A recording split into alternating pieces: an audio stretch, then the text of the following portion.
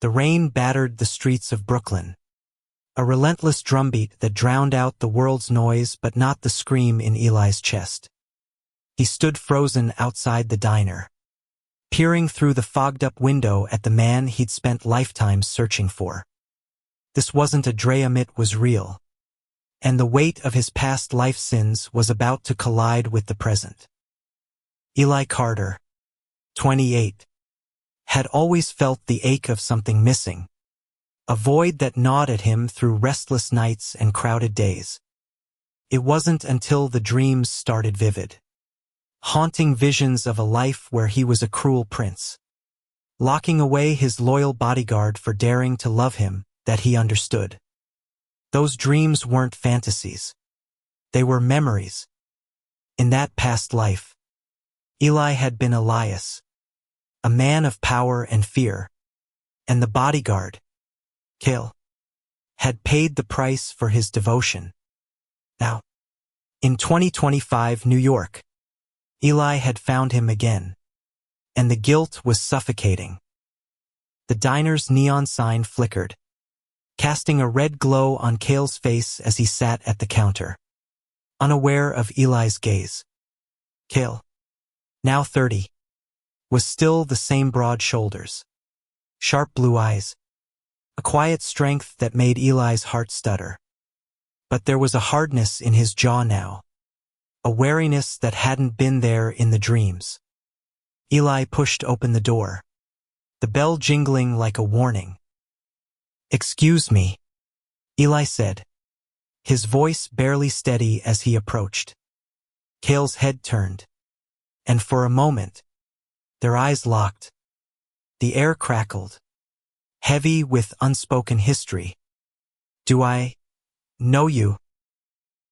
Cale's gaze narrowed, searching Eli's face. "You tell me," he said, his voice low, almost dangerous. It was a challenge, and Eli felt the weight of centuries in those 3 words. He slid into the booth across from Cale, hands trembling. "I know this sounds insane, but I've seen you before. Not here. Not now. Somewhere else." He hesitated, the words feeling like glass in his throat. "I think I hurt you."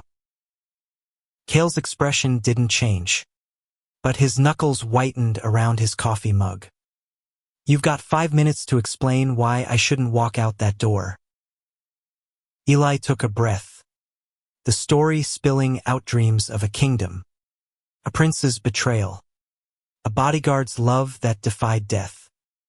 He told Cale about the prison, the chains, the way Elias had condemned him out of fear of his own heart. Cale listened, silent, his eyes unreadable.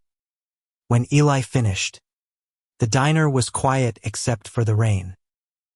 "You're saying you're him," Cale said finally, his voice flat. "And I'm supposed to believe I'm some reincarnated martyr." "I don't expect you to believe me," Eli said, leaning forward. "But I know you feel it too.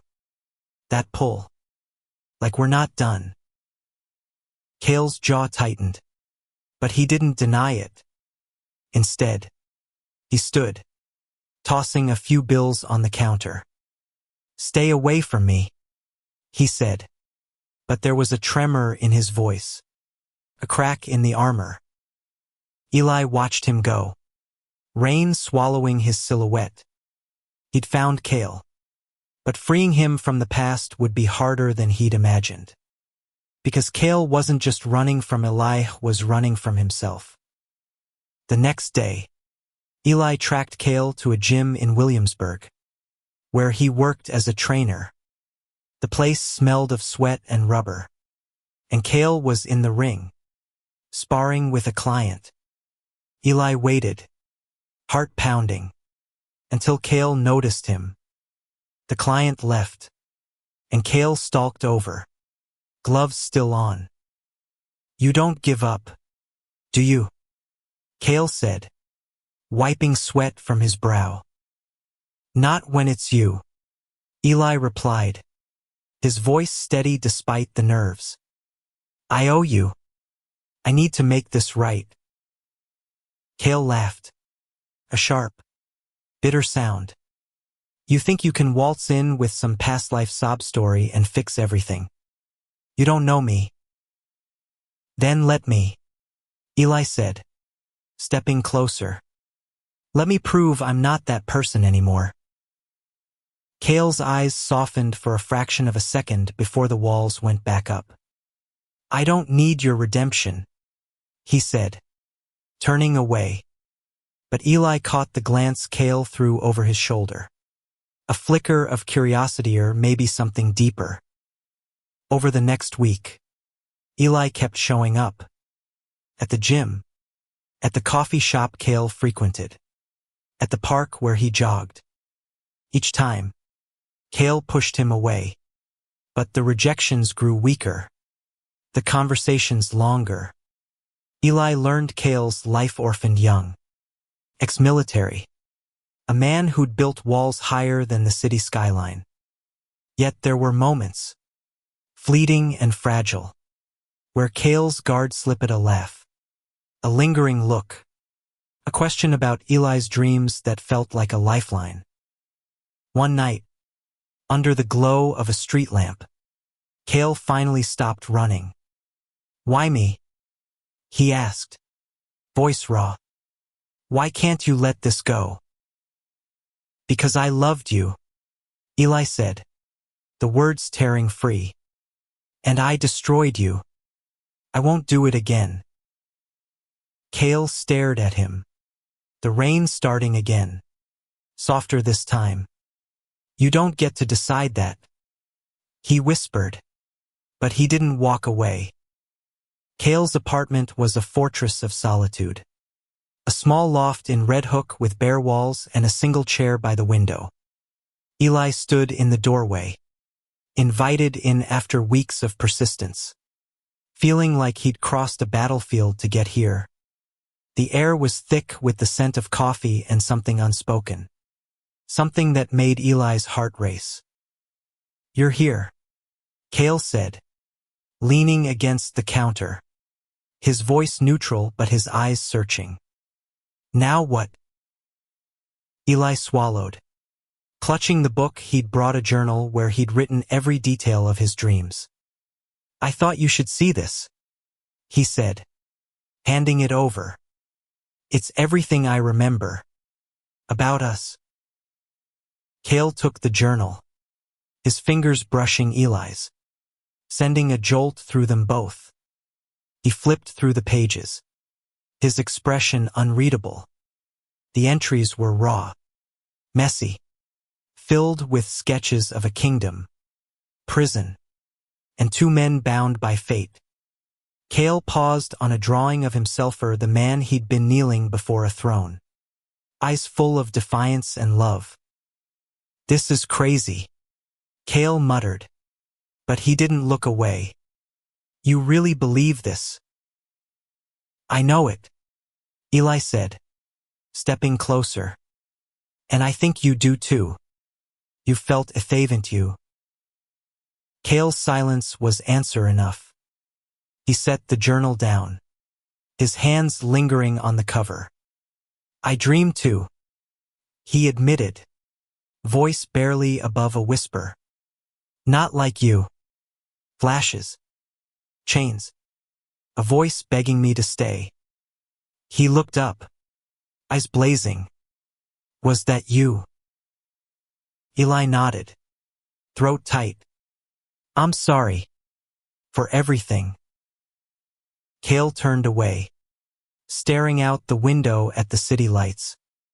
You don't get to apologize for something I don't even remember, he said. But there was no venom in it. Just exhaustion. What do you want, Eli? Really? I want you to be free, Eli said. From me. From the past. But I want you to choose me. This time. Cale's laugh was soft. Almost broken. You're asking a lot. I know, Eli said, his voice cracking. But I'm not giving up. The weeks that followed were a dance of trust and doubt. Cale let Eli in.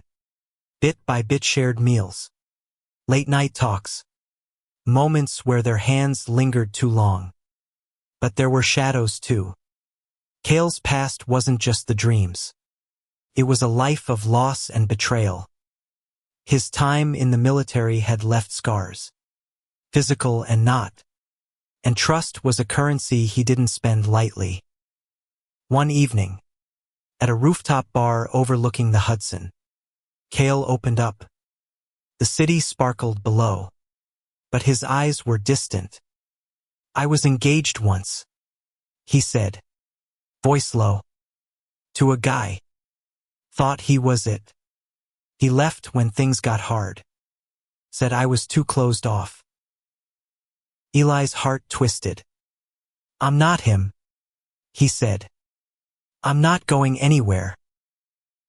Cale looked at him, something softening in his gaze. "You're stubborn as hell," he said. But there was a smile, small and real. Their connection grew, fragile but undeniable. Eli learned Cale's quirks, how he hummed old jazz tunes when nervous, how he always carried a pocket knife, a holdover from his army days.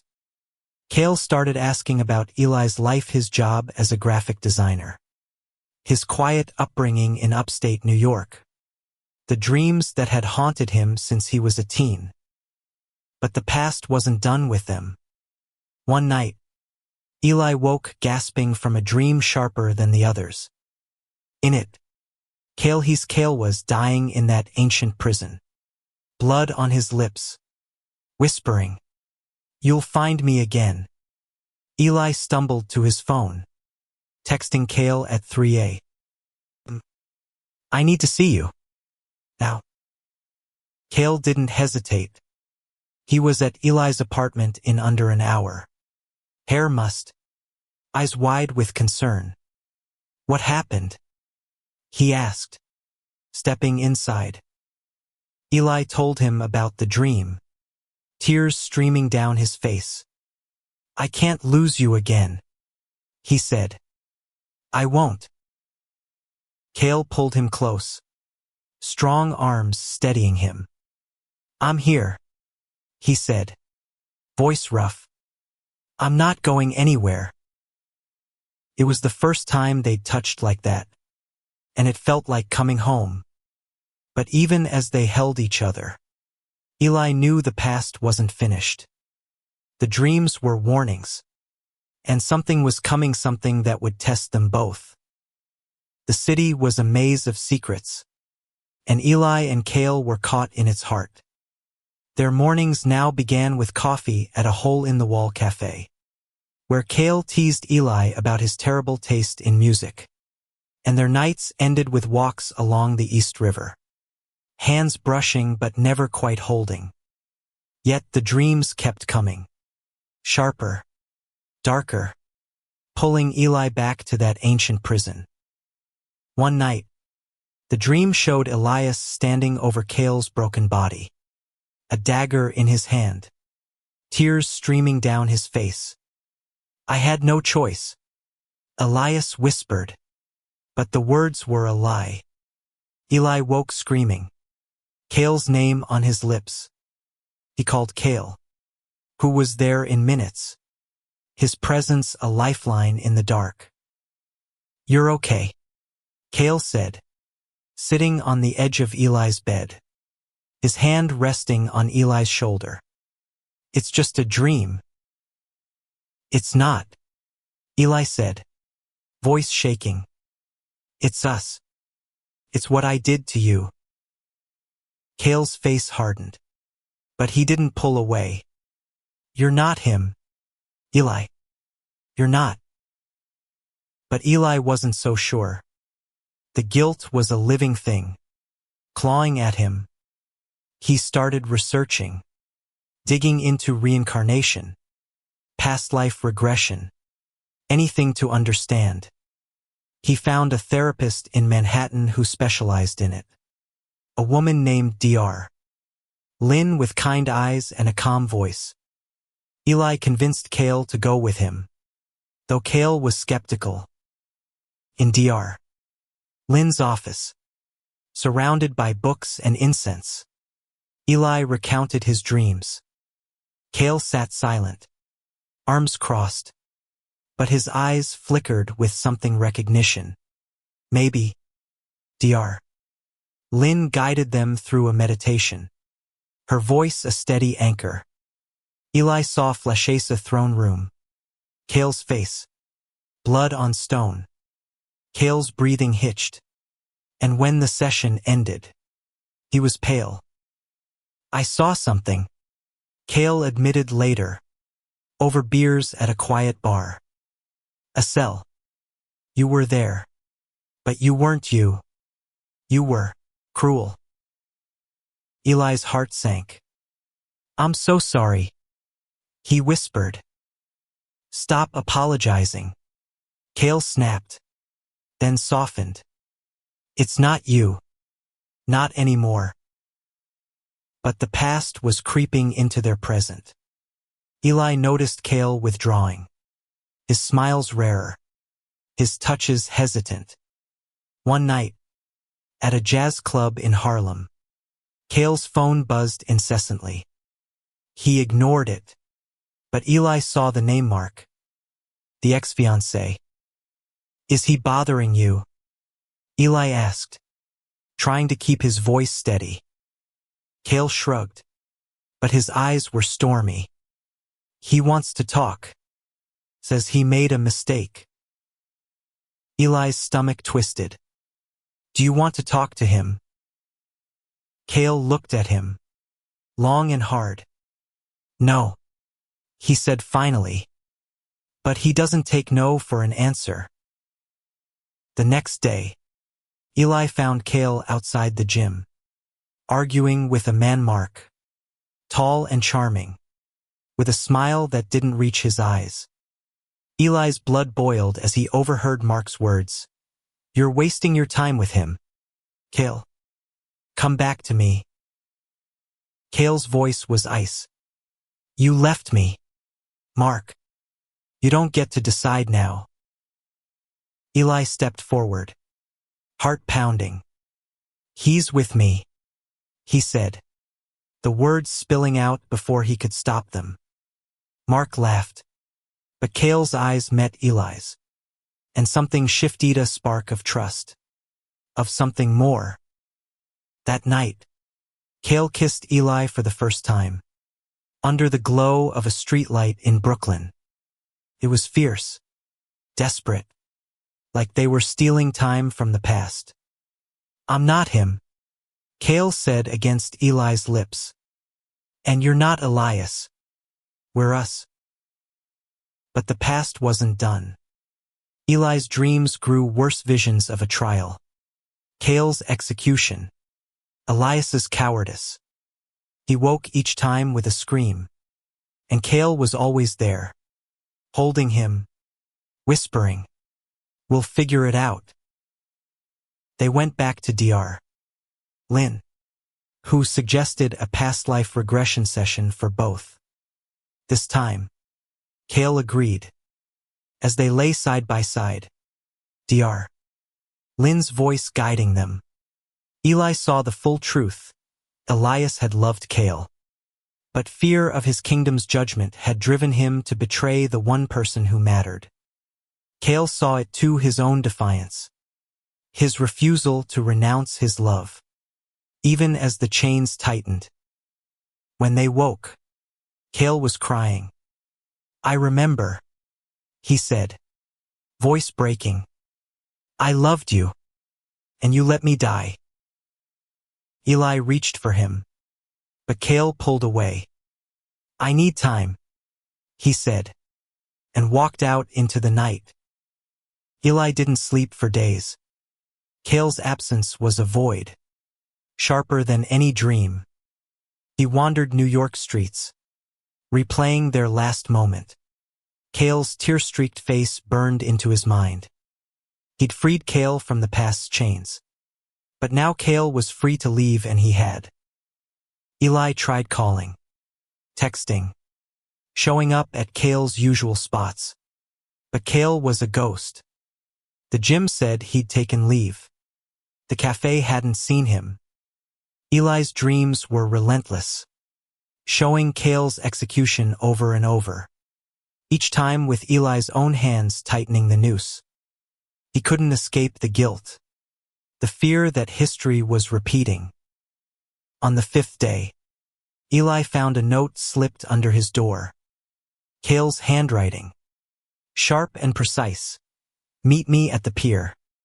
Midnight.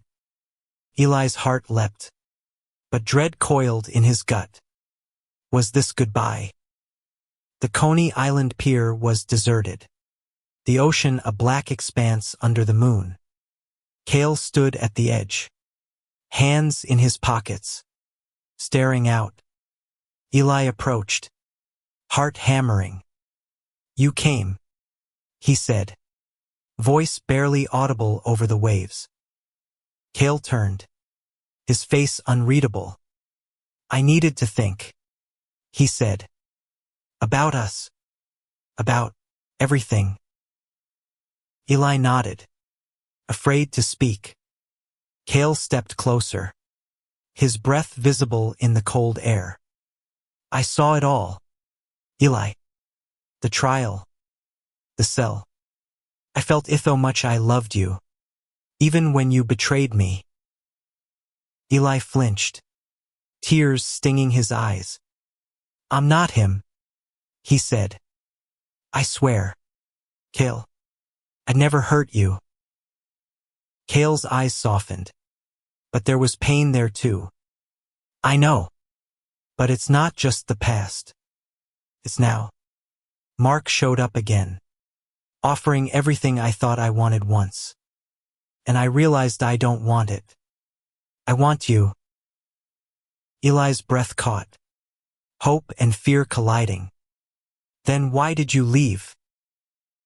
Because I'm scared, Cale admitted, voice raw. I've lost everyone I've ever loved. I don't know how to do this. Eli reached for his hand. And this time, Cale didn't pull away. We'll figure it out, Eli said. Together.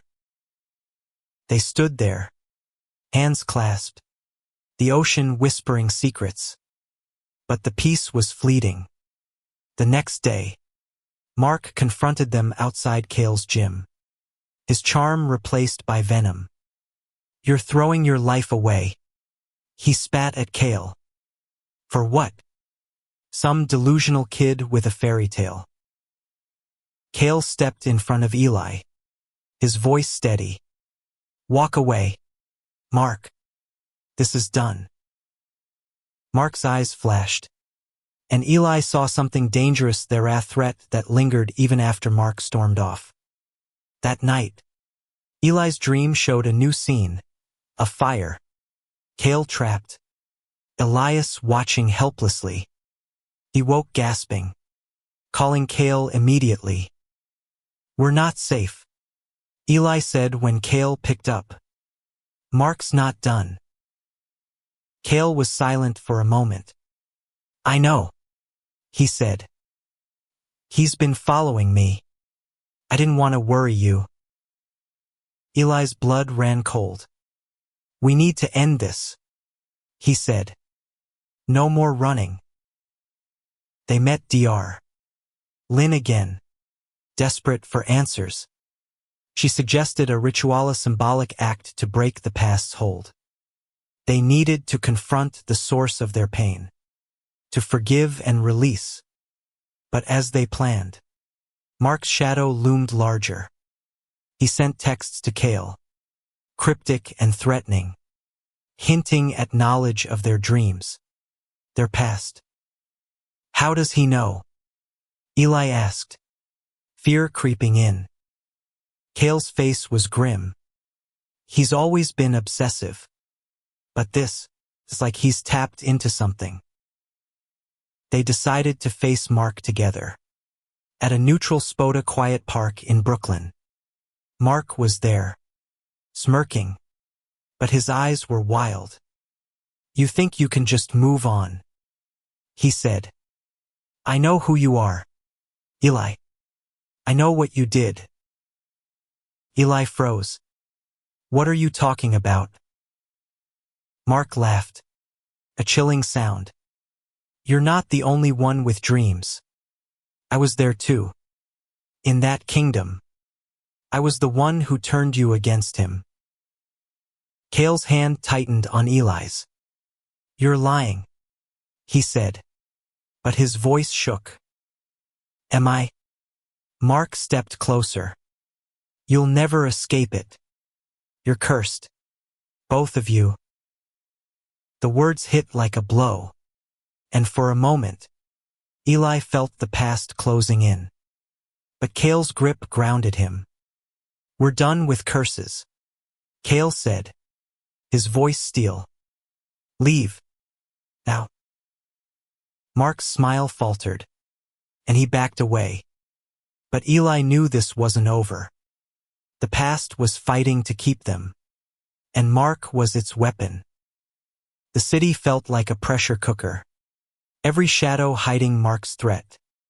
Eli and Cale moved through their days on edge, their connection a lifeline but fraying under the weight of fear. The dreams were relentless now, showing a kingdom in flames. Elias and Cale caught in a cycle of betrayal and loss. Eli knew they had to break it, or it would destroy them. They returned to Dr. Lynn, who proposed a past life ritual to sever the ties binding them to their old selves. "You need a place of meaning," she said. "Somewhere that feels like closure." Eli suggested the pier where Cale had opened up, its waves a witness to their truth. They prepared meticulously, gathering items. Dr. Lynn recommended a candle for light, a stone for grounding, a letter each would write to their past selves, to burn and release. But Mark's presence lingered. His texts grew darker, hinting at violence. And one night, Eli found a note on his doorstep. "You can't escape the past." Cale insisted on staying at Eli's apartment, his protective instincts kicking in. "He's unhinged," Cale said, checking the locks. "I've seen guys like him in the army. They don't stop." Eli nodded, his fear tempered by Cale's presence. "We'll face him after the ritual," he said. "We'll end this." The night of the ritual was cold, the pier lit by a single street lamp. Eli and Cale stood side by side, the candle flickering between them.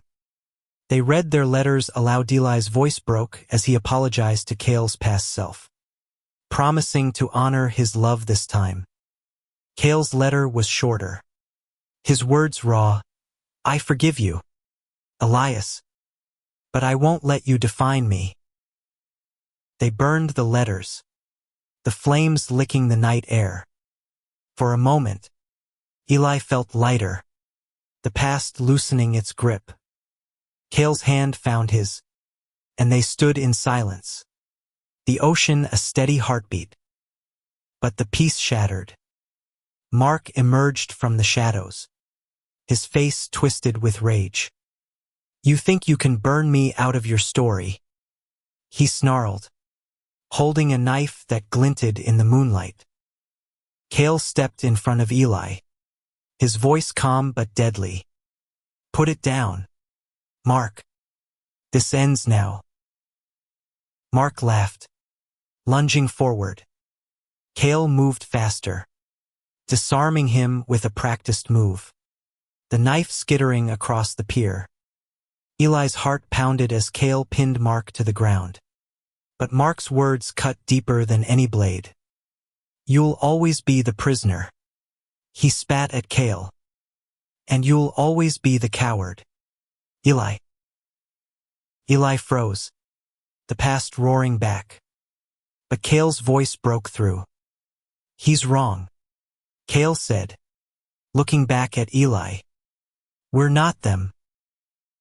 Mark struggled, but Cale held firm until the police arrived, called by a bystander.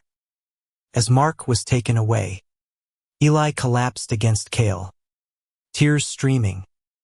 "I thought I'd lose you again," he whispered. "You didn't," Cale said, his arms tight around Eli. "You won't." The next day, they filed a restraining order, but the fear lingered. Eli's dreams shifted, less violent, but still heavy with the weight of what they'd done. He and Cale grew closer, their love a quiet rebellion against the past. They spent nights cooking together, Cale teaching Eli how to make his mother's old recipes, laughter filling the spaces where fear had been. But Mark wasn't gone. A week later, Eli found his apartment ransacked, his journal missing. Cale's face was grim when Eli told him. "He's obsessed," Cale said. "He thinks he's part of this part of us." They went back to Dr. Lynn, who confirmed their suspicions. "Mark may be connected to your past life," she said. "A witness, an instigator. His obsession suggests he's caught in the same cycle." Eli felt sick. "How do we stop him?" "You've already started," Dr. Lynn said. "By choosing each other. You're breaking the cycle. But you need to confront him not with anger, but with truth." They tracked Mark to a bar in Queens, where he sat alone, Eli's journal open in front of him. Cale's hand was steady on Eli's back as they approached. "This ends now," Eli said, his voice firm despite the fear. Mark looked up, eyes wild. "You think you can rewrite history?" he said. "I was there. I saw what you did." "Then see this," Cale said, stepping forward. "We're done with you. With the past. You don't get to control us." Mark's bravado crumbled, and for the first time, Eli saw fear in his eyes.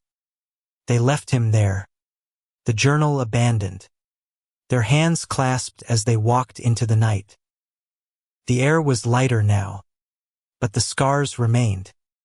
Eli and Cale moved through their days with a cautious hope, their love a fragile bridge over the past's ruins. The dreams were quieter, but Eli still woke some nights, Cale's name on his lips, the ghost of chains lingering. They decided to leave Brooklyn for a weekend, escaping to a cabin in the Catskills. The mountains were a stark contrast to the city's chaos, their silence a balm.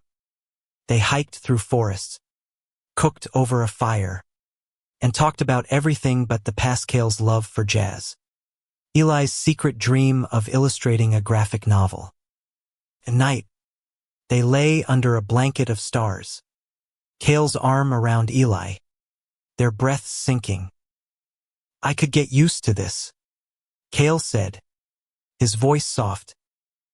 Eli smiled, his heart full. "Me too." But the past wasn't done. Back in the city, Eli found an email from an unknown Sendera, photo of him and Cale at the pier. The night of the ritual. The caption read, "You can't outrun me." Eli's blood ran cold. Mark was still out there, watching. Cale's face was stone when Eli showed him. "We need to end this," he said. "For good." They went to the police, but Mark had vanished.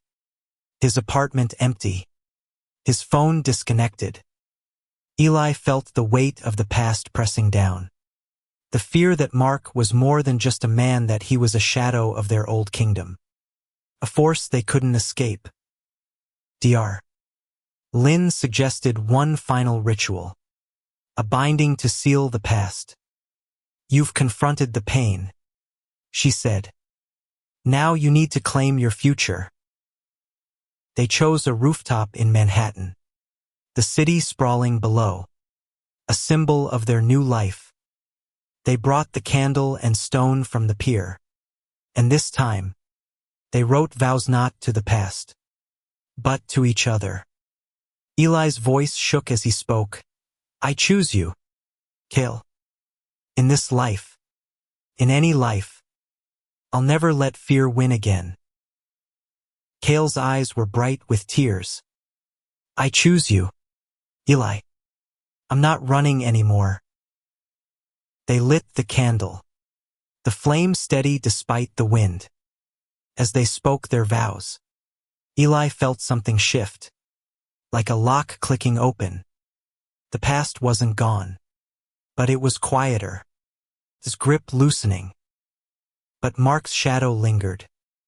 A week later, Cale found a package at his Eli's journal.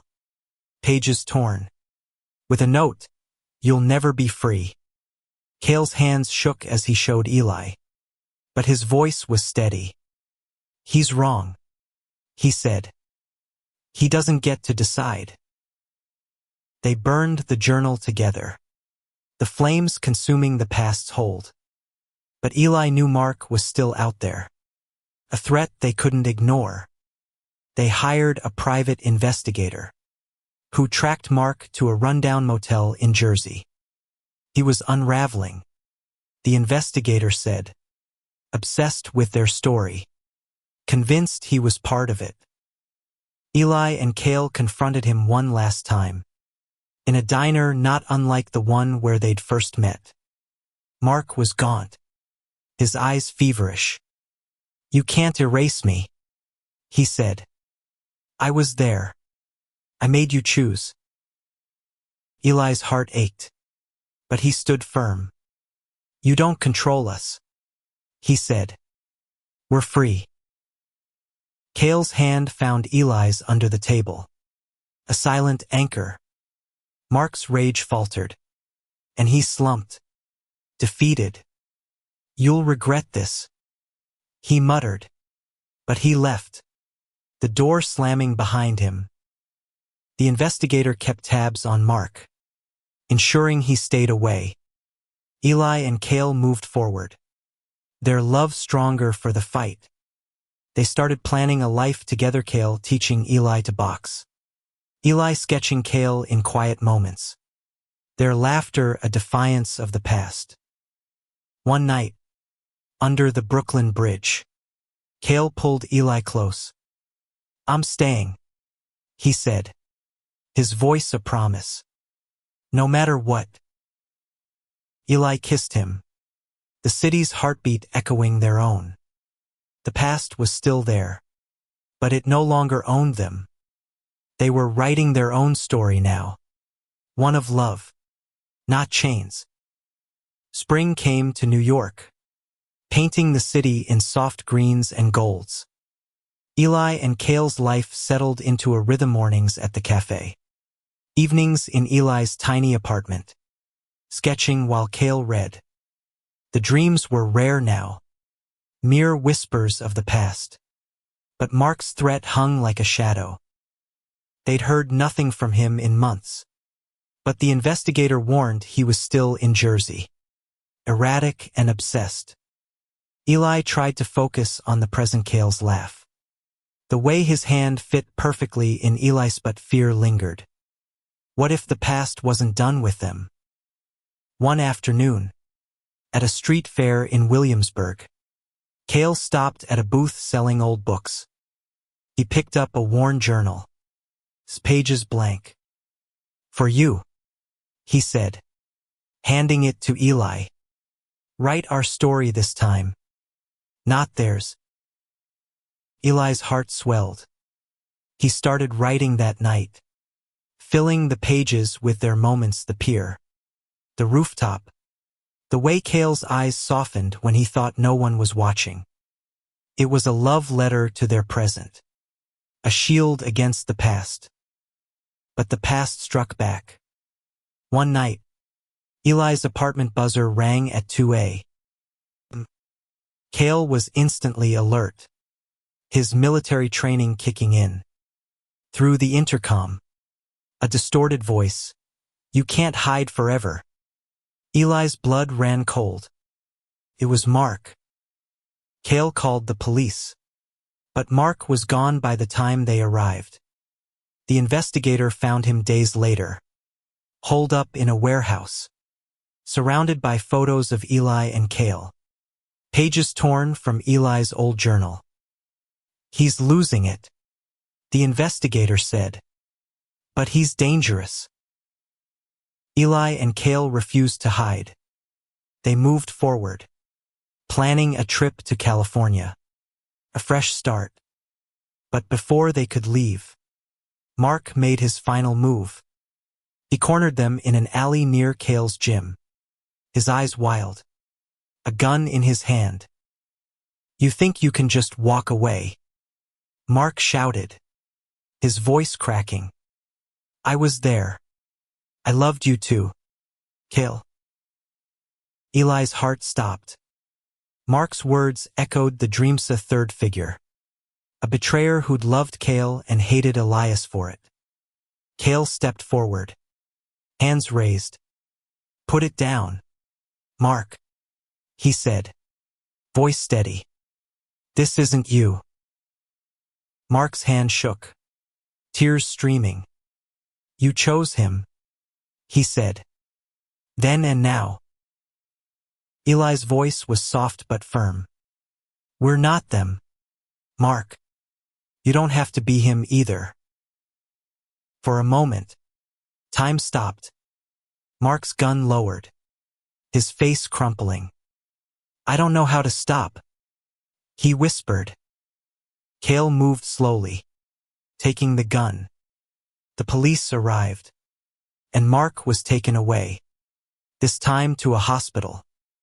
The investigator later told them Mark was getting help, his obsession a mix of mental breakdown and the past's echoes. Eli and Cale stood in the alley, shaken but together. "He was part of it," Eli said, voice trembling.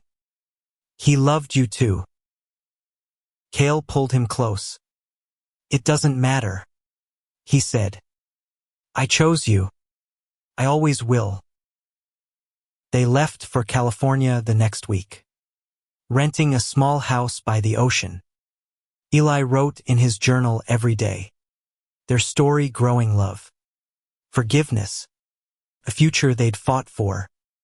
Cale started teaching self-defense classes, his strength a quiet promise to protect what they'd built. One evening, on a cliff overlooking the Pacific, Eli showed Cale the journal. "This is us," he said, handing it over. "Our story." Cale read in silence, his fingers tracing Eli's words. When he finished, he looked up, eyes bright. "It's beautiful," he said. "Just like you." They kissed, the ocean roaring below, the past finally silent. They weren't free of it. Not completely. But they were free to choose each other. And that was enough. The California sun painted their new life in hues of gold and blue. Eli and Cale's house was small, cluttered with sketches and Cale's vinyl records. But it was theirs. The past was a shadow now, present but powerless. And their love was the light that kept it at bay. Eli's graphic novel took shape, the journal's words becoming panels of their story. Two men, bound by time, fighting for freedom. Cale read each page as Eli finished, his quiet pride a warmth Eli clung to. They built a routine: mornings surfing, afternoons working, nights tangled together, laughter drowning out the world. But the past made one final echo. A letter arrived from Dr. Lynn, forwarded from New York. Inside was a note from Mark, written from the hospital. "I'm sorry. It read, "I was lost in it too. I hope you're free." Eli felt a pang of pity, but Cale's hand on his shoulder grounded him. "He's not our story anymore," Cale said, and Eli nodded, tucking the letter away. They decided to hold a final ritual, not for the past, but for themselves. On a beach at sunset, they built a fire, the waves a steady heartbeat. They didn't burn letters this time, they spoke promises. Eli went first, his voice steady. "I promise to love you, Cale, in every way I couldn't before. To be brave, always." Cale's eyes shone. "I promise to stay, Eli, to choose you, no matter what." They scattered the fire's ashes into the sea, a symbol of their new beginning. The dreams stopped that night, replaced by a quiet certainty. They were no longer Elias and his bodyguard, no longer prisoner and betrayer. They were Eli and Cale, two men who'd fought for their love and won. Months later, Eli's graphic novel was published, dedicated to Cale. At the launch party in a small San Francisco bookstore, Cale stood beside him, proud and steady. Friends filled the room, their laughter a testament to the life they'd built. Eli looked at Cale, his heart full, and knew this was the ending they'd earned. As they walked home, hand in hand, the city lights flickering like stars, Eli felt the weight of centuries lift. "We did it," he said, voice soft. "We're free." Cale smiled, pulling him close.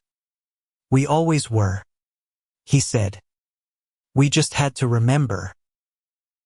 Their story wasn't perfect, but it was theirs, forged in pain, redeemed by love, and sealed with a promise that transcended time. They'd faced the past, confronted its ghosts, and chosen each other. And in that choice, they found a truth that no kingdom, no chains, could ever break. Love, when fought for, endures.